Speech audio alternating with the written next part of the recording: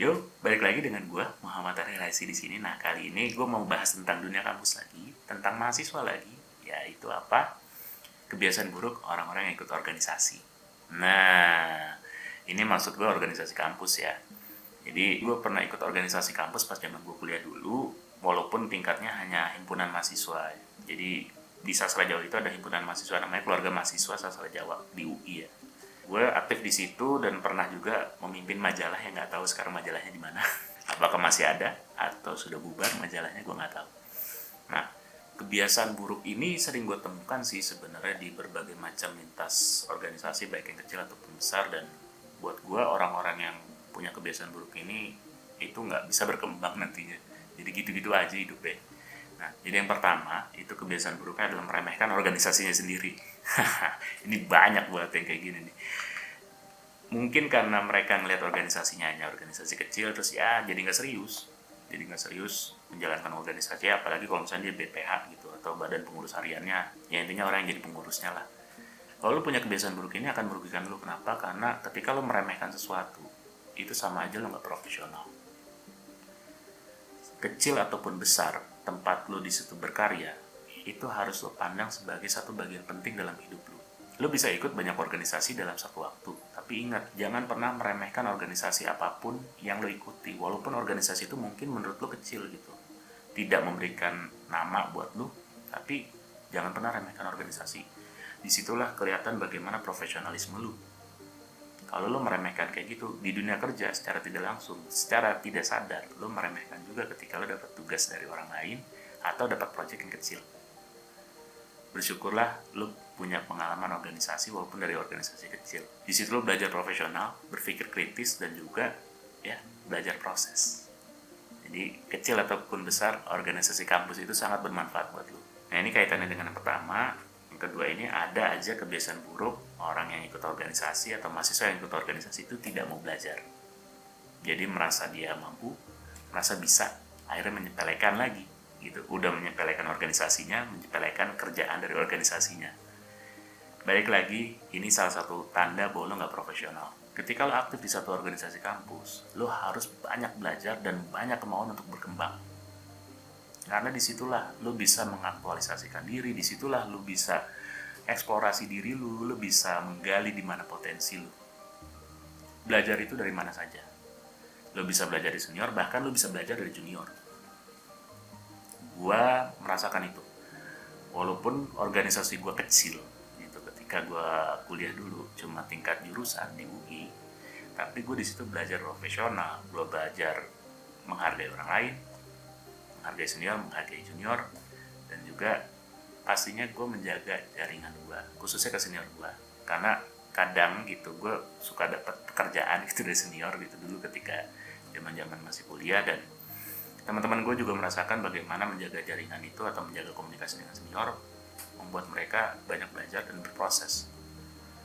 Dan kuncinya satu, ketika lo mahasiswa harus memaknai proses. Tidak ada satu keberhasilan yang ujuk-ujuk datang gitu.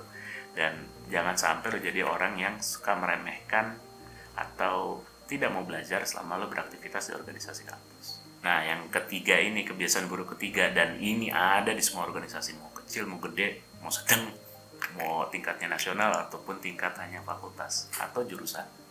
Apa? Kebiasaan buruk mengandalkan satu orang. Ini masih gue temukan di beberapa organisasi kampus yang gue tahu sampai sekarang gitu. Padahal udah beda zaman, ini udah zaman digital, tapi masih ada aja orang ngandelin cuma satu orang. Kebiasaan buruk ini akan berdampak sangat tidak baik buat lo. Kenapa gue bisa bilang kayak gitu? Karena lo akhirnya hanya mengandalkan satu orang, dan organisasi itu akhirnya ya skupnya jadi sempit. Ketika ada satu problem di orang yang diandalin atau biasa diandalkan, itu organisasi bisa mati. Padahal organisasi itu isinya dari berbagai macam kepala, dan harusnya dari berbagai macam kepala itu saling sokong. Kebiasaan buruk ini kalau dibiarkan juga, kalau misalnya lo melakukan itu, ujung-ujungnya adalah lo hanya jadi follower. Padahal di organisasi kampus lo diajarkan untuk jadi pemimpin.